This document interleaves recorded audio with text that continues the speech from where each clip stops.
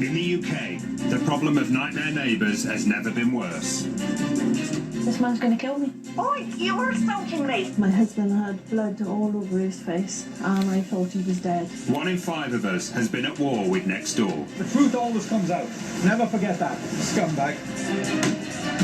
Where flaring tempers can turn home life into a living hell. I wouldn't spit on him if he was on fire. Coming up, battling pensioners in the Scottish Highlands. Nearly taking my head off and getting closer. Murderous threats in Devon. I'm going to do you. You're dead. And not everything in this garden is rosy. And all of a sudden, he's at me like that.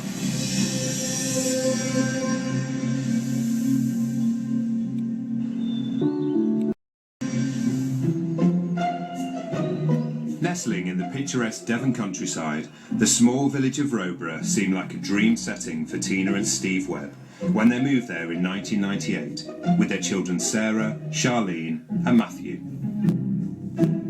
It's beautiful because we've got obviously the moors further out, and that's why we wanted to move out this far. And we've got our local pub, which is very nice up there as well. The neighbourhood in itself is absolutely great. Yeah, it's like a proper old village, isn't it? Always saying hiya and you have a little yap and that, and then toddle on to do your day's work. Finding themselves in such a close-knit neighbourhood, Tina decided to set up her own child minding business. The house that we're living in is ideal for it, as we've got a very large garden, climbing frames and things like that for them. Tina went to great lengths to make sure their house was secure for the children.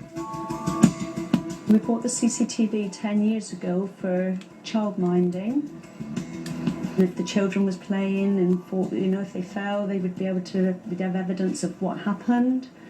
But recently we've had to use them for my neighbour up the road, the Browns.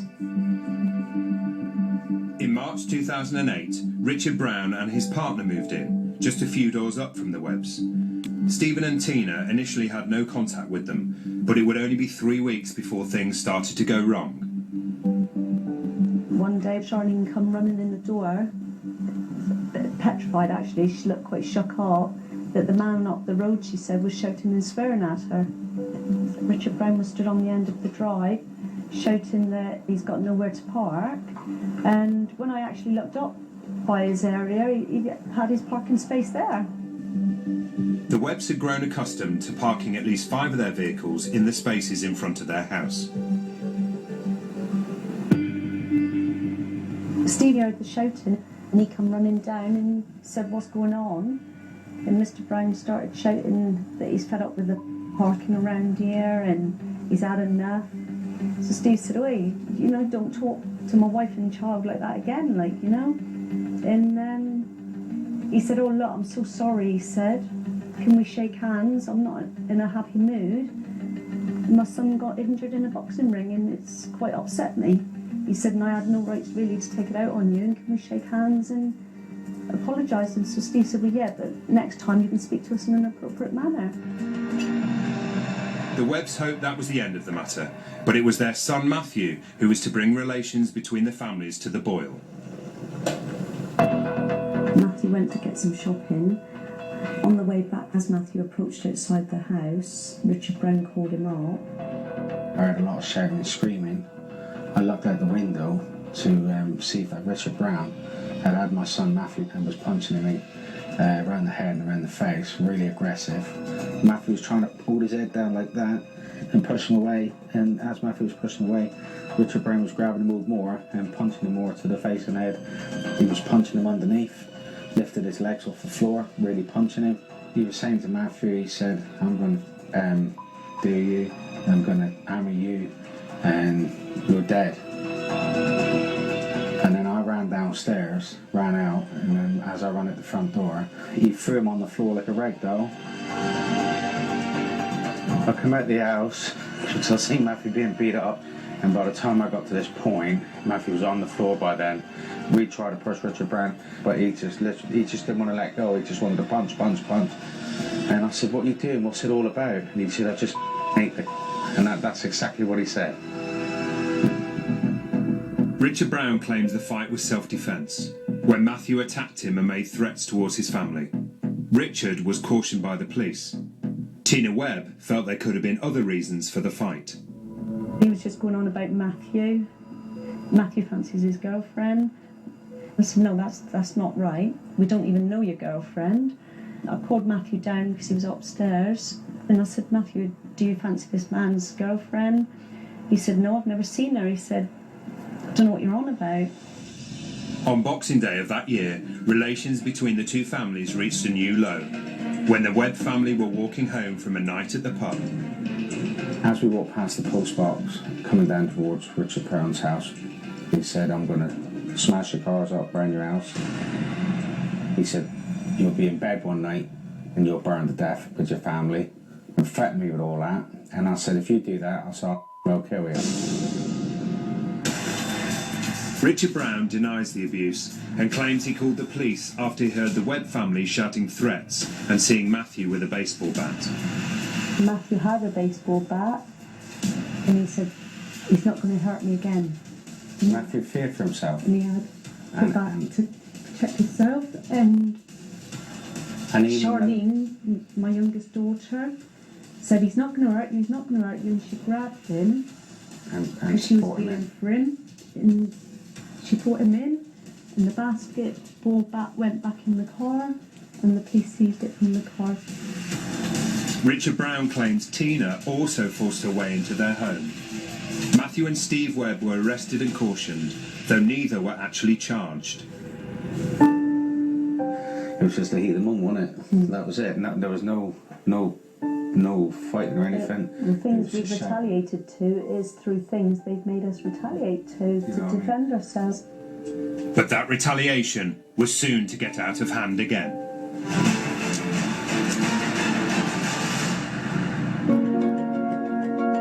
In a Scottish beauty spot, Watering can at the ready.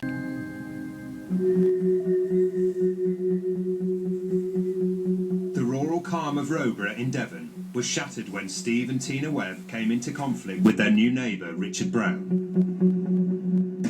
A destructive chain of events had already been set in motion.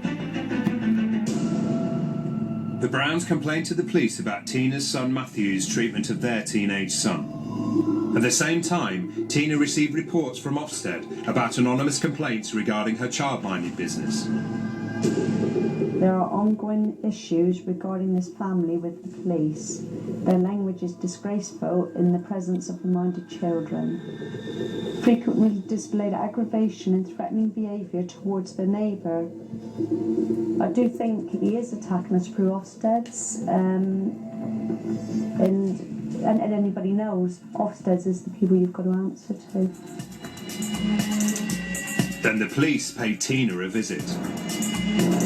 They wanted us to take our CCTV cameras down because it was not right for the Browns. They felt intimidated in their privacy, and they said it's not right that you got the camera going up towards their property. Tina moved her cameras, but soon both families were lodging complaints about the other to the police. Tina claimed Richard was harassing her at her door, and his partner had damaged her car. Richard says Tina was constantly harassing his family, and he had evidence. Both families deny the other's claims. Finally, Tina was issued with a police information notice in relation to allegations of harassment, warning her to have no direct or indirect contact with the Browns. But then in February, she discovered a Facebook post by Richard's partner. 2 complaints and 1 enforcement action letter. Tut tut, they must have plenty of haters. Ha ha. So then she's pert. This has made my day. Whoop whoop whoop, yippee. Tina couldn't help herself and took to Facebook to post a very public response. Ignoring her police information notice, she wrote on Richard's partner's Facebook wall and messaged her online friends.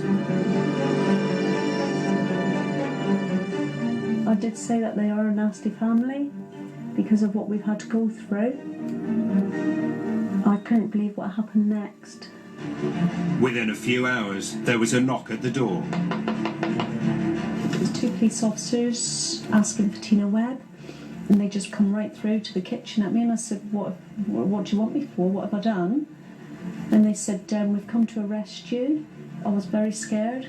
It's the first time that I was ever put in a cell that evening, and I was sat there for 5 hours wondering what I've done. Tina was not charged for the online posts, but instead, the courts upheld the Browns' complaints that she had actually verbally abused them on several occasions. Tina was convicted for harassment and was issued with a restraining order. I was given a 2-year suspended sentence to stay away from Richard and his family. If not, I would get anything up to 5 years imprisonment. And I was given 50 hours community service. I had the tag around my ankle, which was on here, for 2 months. 7 o'clock in the evening, I had to be in, and I wasn't allowed out until 7 o'clock in the morning. So I was just like a prisoner in my own home, really. Couldn't even go to an Halloween party with my grandson. Coming up, there's no end in sight for the Battle of the Borders. He's Lord Doyle, who can bully anybody. Not me, mate.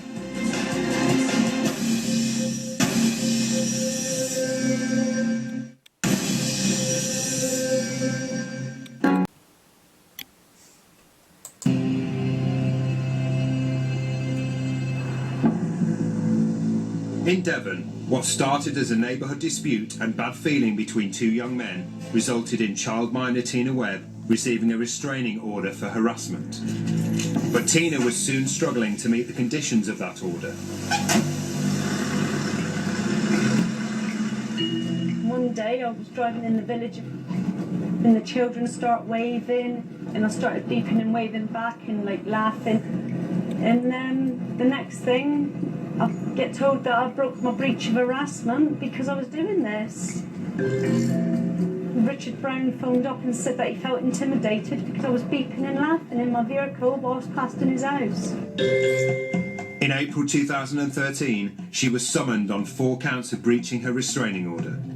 If I do anything to Mr. Brown again, I've only got to shout to Steve at the front, and if he thinks it's for him, And he feels and threatened. he feels threatened by it, then I'll be took to court and put to prison for up to 5 years.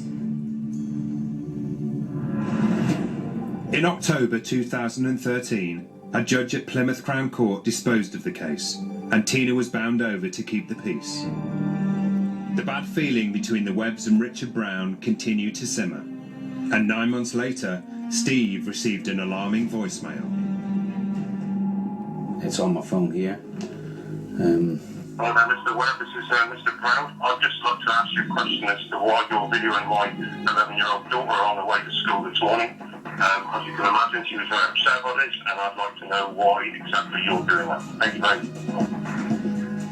much. That evening, I was in my van, and Richard Brown come up to me and put his hands up against the door, which made me very uncomfortable and very nervous. I said, I've not done nothing, I don't want to talk to you, go away from me. He said, I want you to come out here because I'm going to kick your head in. And I said, just go away. He said, no, come out here. He said, because I'm going to do you right now. The Webbs reported the incident to the police, and Richard Brown, who denies the harassment in the van, was issued with his own police information notice. I'm glad it's being done, but it should have come a lot sooner. With both families receiving police notices, things quietened down on the street. The police offered the families mediation, but the Webbs walked out. Richard Brown told us he has always been willing to solve the dispute amicably, even though they have been seriously affected by the harassment, and the Webbs have caused his family immense stress. Following the 6-year dispute, the Webb family's lives have also changed forever. We shut the business down basically because of all the aggravation we've had. There's only so much you can take before breaking point, to be honest. Next time Neighbours clash on a Glasgow estate. He started running down that garden path, frothing at the mouth. A garden wall in Wiltshire gets the makeover from hell. It stands out like an eyesore. It's almost like seeing the Great Wall of China from the moon. And a conservatory starts a boundary war in Bedfordshire. I wouldn't spit on him if he was on fire. There isn't a swear word strong enough.